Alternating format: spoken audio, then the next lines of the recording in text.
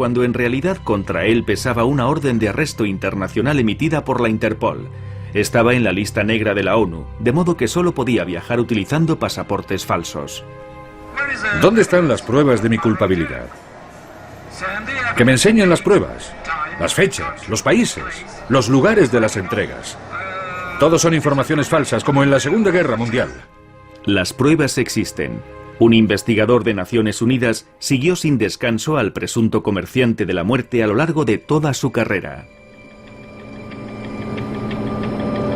Se llama Johan Peleman. Nos encontramos con él en el Congo. Pasó 10 años de su vida persiguiendo a Victor Bout por todo el mundo hasta que lo pilló. El investigador descubrió los tentáculos de la red del ruso en 1995, cuando investigaba la violación de los embargos sobre el suministro de armas en África. Cuando se aplica un embargo sobre un país, o cuando hay una guerra civil, aparece otro tipo de comercio, como es el del mercado negro, en el que los beneficios son mucho mayores. Nos entrevistamos con rebeldes, con pilotos, así como con cascos azules que estaban en países en conflicto o con guerras civiles, y el nombre de Victor Bout aparecía en todas partes: Liberia, Angola, Ruanda, Congo. Vamos a seguir el hilo de las investigaciones con el enviado de Naciones Unidas. Estamos en Goma, antiguo hogar de la guerra civil congolesa y terreno de prospección comercial de Victor Bout. Sin ideología precisa, excepto la de su cartera, el ruso abastecía a las facciones rivales del conflicto. En estos contenedores de la ONU hay cientos de armas requisadas a las milicias rebeldes, los clientes favoritos de Victor Bout. Se trata en su mayoría de Kalashnikov, fabricados en los antiguos países del bloque del Este. Un arma robusta y barata, el no va más del mercado de la muerte a precios de ganga. Se pueden comprar armas como estas, de segunda mano, por entre 50 y 100 dólares en Congo u otras zonas inestables de África. Esto supone que por 5.000 dólares se puede crear una pequeña rebelión de 100 personas. Victor Bout utilizaba sus aviones para transportar este tipo de armas en grandes cantidades. Realizaba las entregas en 48 horas e incluso en 24. Armas que a Victor Bout le llegaban caídas del cielo después de la caída del Imperio Soviético, como cuenta la película El Señor de la Guerra.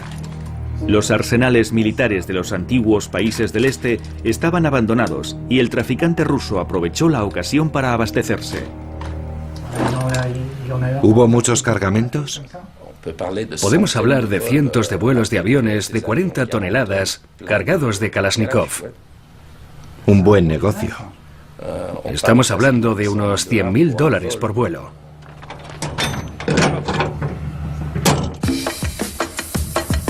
Victor Bout contaba con una baza importante para su negocio, una armada compuesta por 60 Antonov.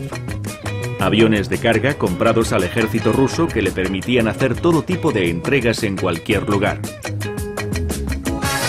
Fusiles de asalto, lanzamisiles, tanques e incluso helicópteros de combate. El investigador de la ONU estrechaba el cerco al rey del tráfico de armas. Intocable, Victor Bout se ocultaba detrás de multitud de hombres de paja y de sociedades pantalla que abría y cerraba en función de sus operaciones ilícitas. Hemos podido encontrar a uno de los matones de Bout en Goma. De 1997 a 2004 fue responsable de cargamentos ilegales de armas. Quiere permanecer en el anonimato por razones de seguridad. ¿Víctor Bout era su jefe? Era mi jefe. Transportaba armas. El 89% provenían de Ucrania. A veces, cuando había muchos civiles en el aeropuerto, cogíamos los Kalashnikov y los escondíamos en sacos de judías. Cargábamos cajas de cerveza y metíamos la munición entremezclada. En un avión de unas 7 toneladas metíamos 3 toneladas de cerveza y 4 de munición. Era mucho. El cerebro era Víctor, pero se cuidaba mucho de estar presente cuando se efectuaban los cargamentos. Él dirigía las operaciones a distancia. Una vez que ingresaba el dinero en el banco, daba la orden para que despegase el avión. Pero ¿cómo se las arreglaba Victor Wood para poder abastecer a países bajo embargo? Para sacar armas de una fábrica se necesita un documento, el certificado de último destino, el famoso End User que se le deniega a Herstal para el pedido de Libia. Víctor los falsificaba. Pongamos un ejemplo, este documento cuyo destinatario oficial es Guinea, un país africano que tiene autorización para comprar armas. Víctor conseguía documentos falsos gracias a funcionarios guineanos corruptos, luego los vendía a precio de oro. En principio es un documento que no se puede vender, pero él vendía cada documento falso por entre $20.000 y $50.000. El avión de carga despega en Kirguistán con 30.000 misiles y 50.000 granadas a bordo, pero no aterriza en Guinea. En el último momento cambia el rumbo hacia el país vecino, Liberia, dominado por un cliente habitual de Wood, Charles Taylor, señor de la guerra. Actualmente está siendo juzgado por crímenes de guerra y crímenes contra la humanidad. Cientos de vuelos, millones de armas vendidas. Resulta imposible estimar la fortuna amasada por Victor Wood en los casi 15 años en los que se dedicó al tráfico. Frente a las pruebas, el ruso grita que se trata de un complot internacional. No se dan cuenta de que la ONU es un organismo corrupto. Pretenden que creamos que esos informes sobre mí están hechos de forma profesional. Desgraciadamente, todo es política. Todo forma parte de una gran campaña contra Rusia, orquestada por los medios de comunicación americanos. Reconoce haber transportado armas en varias ocasiones, pero siempre dentro de la legalidad y para clientes fuera de toda sospecha. En 1994, por ejemplo, participé en una operación por cuenta del ejército francés. Era la época de la crisis humanitaria de Ruanda. Sí, nosotros transportamos a los soldados con sus armas en nuestros aviones. ¿Algún problema con esa entrega? En su defensa, Víctor alega que fue Francia la que recurrió a sus servicios. Hagamos memoria. En 1994, el ejército francés lanzó la Operación Turquesa. En muy pocos días, Francia envió a Ruanda tropas y material. Una imagen sorprendente de esta tarde. Aviones Antonov con la hoz y el martillo todavía grabados en el fuselaje en la base aérea de Istres. Estos 4 mastodontes, aviones de carga alquilados a los rusos, constituyen la espina dorsal del puente aéreo de la Operación Turquesa. Utilizamos 4 Antonov porque son los aviones más baratos del mercado y pueden transportar en cada rotación 100 toneladas. Los Antonov a precio de ganga pertenecían a Victor Wood. ¿Lo sabía Francia? Nos hemos puesto en contacto con el Ministerio de Defensa, en donde aseguran que por aquel entonces ignoraban que estaban tratando con el traficante ruso. Señores de la guerra o estados respetables, el cliente siempre quedaba satisfecho con Victor Wood. Aprovechándose de los fallos del sistema, Víctor prosperó durante años sin que nadie se preocupara seriamente.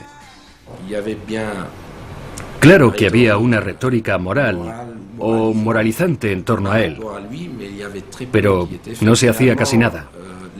Al fin y al cabo, las víctimas de todas sus actividades no estaban en el mundo occidental, sino en las guerras de África, y en su mayoría eran civiles. Y entonces se produjeron los atentados del 11 de septiembre, un suceso que resultó fatal para Victor Wood. A partir de ese momento los americanos lo empezaron a ver como una amenaza, ya que sospechaban que había vendido armas a los talibanes e incluso al mismísimo Al-Qaeda. Tras 6 años de persecución, en marzo de 2008 lo detuvieron en Tailandia.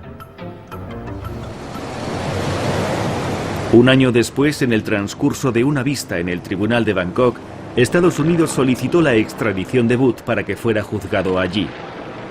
Eso le supondría acabar sus días en la cárcel. Pero el juego no había terminado. Entre bastidores, la diplomacia rusa también presionaba para que el traficante fuera repatriado a su país de origen. Durante las vistas, el embajador de Rusia está siempre al lado de Ala Wood.